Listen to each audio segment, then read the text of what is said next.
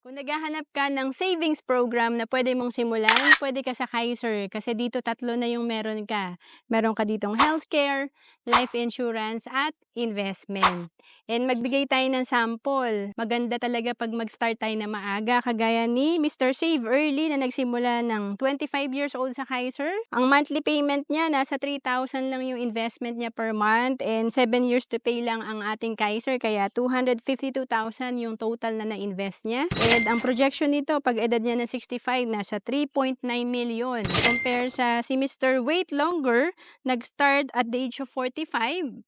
Mas malaki yung binabayaran niya. Nag-i-invest siya ng 6,000 per month para makahabol sa Mr. Save Early. Total na binayaran niya for 7 years, 504,000. Ang projected fund nito pag edad niya ng 65 ay 1.1 million. So ang laki ng difference, 3.9 million, 1.2 million. To know more about Kaiser, message mo na ako sa FB, Roan Celis Capistrano.